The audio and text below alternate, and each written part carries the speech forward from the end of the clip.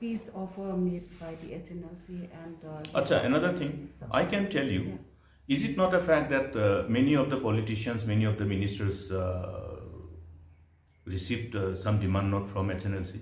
Is it not a fact? Tell me. Why don't you ask the Chief Minister and Home Minister? Is it not a fact?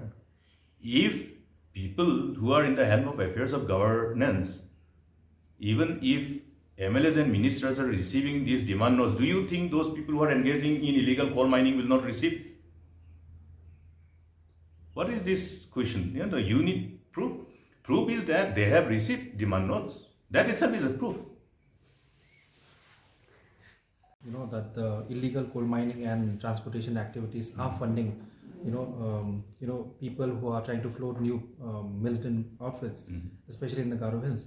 And the government, however, has maintained that that they need proof for that.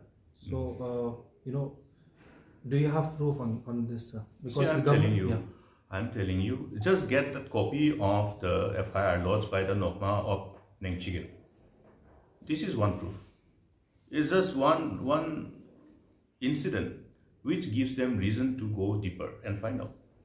You know what happened? In 2010, the moment I took charge of the office of the Chief Minister, the first thing that my government did was that one executive order was issued from the office of the Chief Minister to ensure that all the illegal collection that was rampant prior to my taking charge along the national highways be dismantled, and no illegal check gates where certain collections from vehicles which are moving through those national highways be further allowed.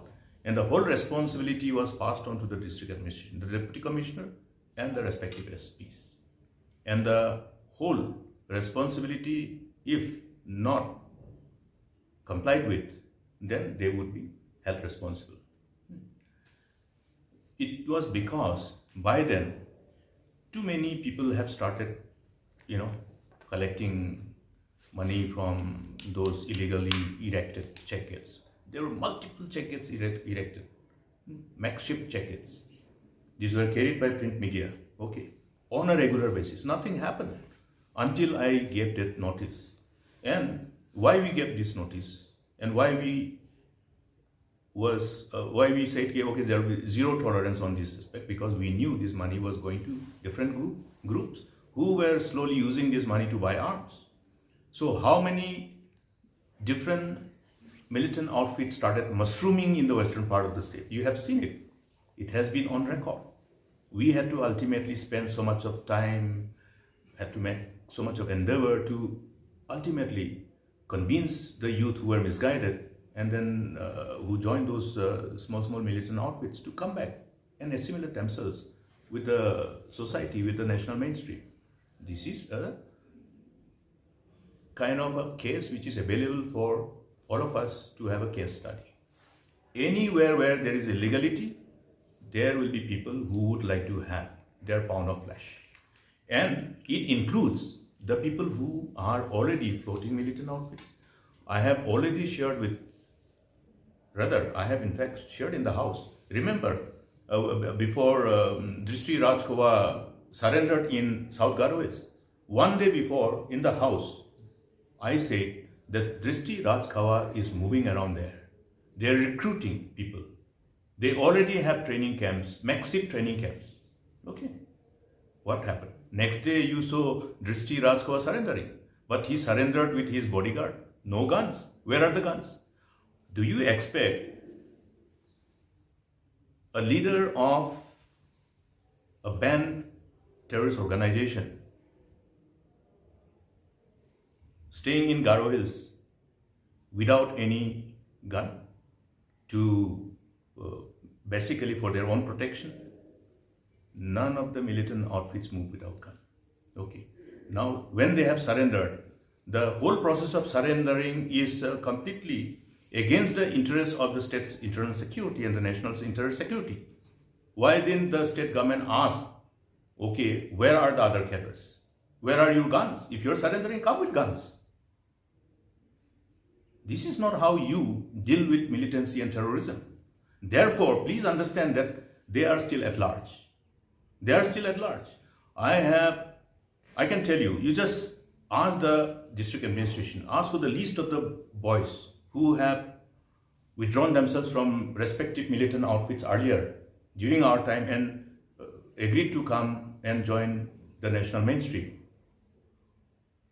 Many have disappeared. You go and ask the list and then go to the villages and ask the villagers, is this boy still at home? In some villages, they will tell, no, this boy has not come for last 3 months, 5 months, 6 months. This is how we know what is happening. You know, if I ring up one Nokma, then I ask him, okay, what about this boy? Is he still there? If he is telling me, sir, he has not reappeared for last 5 months, 6 months, where is he gone? So, you should understand the whole complexity of dealing with this kind of problem. It is not something, okay, my son has come or not, okay, he will come and sleep. Not like that. Dealing with the challenges associated with, youth who have already been misled and who have been convinced to be, ready to wage a war against the state, against the nation. You have to know how to deal with them. You have to ensure that you have a constant, touch with them, follow up, all whatever is required to reassure them that they don't start losing hope again and then become victim. They are all vulnerable. This whole exercise is completely missing. In fact, some of these surrendered cadres who have agreed to return and be part of the national mainstream have till now not received what was supposed to be paid to them as per the entitlement, as per the promise of the government. In fact, just recently, before I came, just on the 1st or 2nd, one young man came with another 2 groups of people. They have not received. I'm talking about some people of North Garhwal. So these are instances of, I must say, something which indicates that the government has not taken cognizance of those challenges associated.